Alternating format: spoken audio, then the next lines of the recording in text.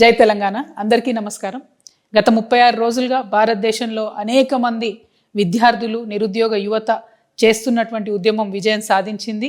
వారు అనుకున్నట్టుగానే కేంద్ర మంత్రి ధర్మేంద్ర ప్రధాన్ గారిని రాజీనామా చేయడానికి కేంద్ర ప్రభుత్వం ముందుకు పంపించింది.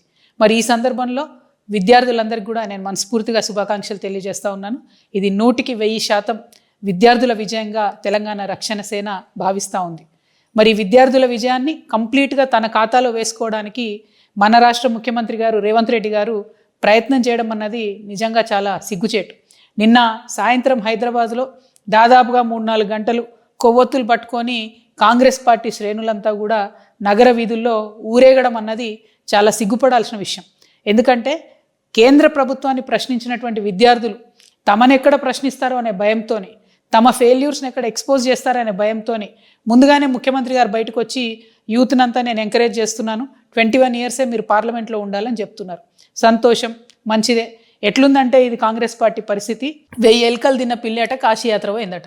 అట్లా ఇన్ని సంవత్సరాలకి అనేక సందర్భాల్లో విద్యార్థులను, యువతను మోసం చేసినటువంటి ముఖ్యమంత్రి గారికి 21 ఇయర్స్లో యువత పార్లమెంట్కి పోవాలన్నటువంటి జ్ఞానోదయం అవ్వడం అన్నది చాలా సంతోషం. కానీ మీ మీద నమ్మకం లేదు. మీరు ఏ బిల్లు అసెంబ్లీలో పెట్టినా దాన్ని పాస్ కాకుండా కేంద్రంతో లాలూచిపడి ఆపుతున్న విషయం ఈ రాష్ట్రంలో బీసీ ప్రజలకు బాగా తెలుసు.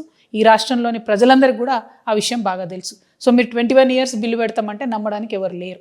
అదేవిధంగా మీరు యువతకి ఇచ్చిన అనేక హామీలు, అది 2 లక్షల ఉద్యోగాలు అయితేనేంటిది, నిరుద్యోగ భృతి అయితే ఏంటిది, జాబ్ క్యాలెండర్ అయితే ఏంటిది, ఆఖరికి స్కూల్ పిల్లలకు కనీసం ఇవాళ యూనిఫామ్ లేనటువంటి పరిస్థితి ఉంది.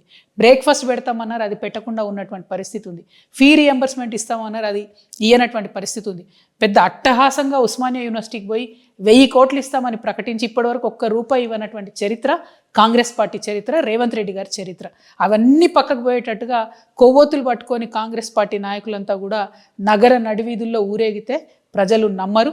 తెలంగాణ ప్రజలు చాలా విఘ్నులు. ఖచ్చితంగా సమయం, సందర్భం వచ్చినప్పుడు ఇదే విద్యార్థి లోకం, ఇదే యువలోకం అంతా కూడా మీ ప్రభుత్వాన్ని దించుతారనే విషయాన్ని నేను తెలియజేస్తా ఉన్నాను. Thank you. జై తెలంగాణ.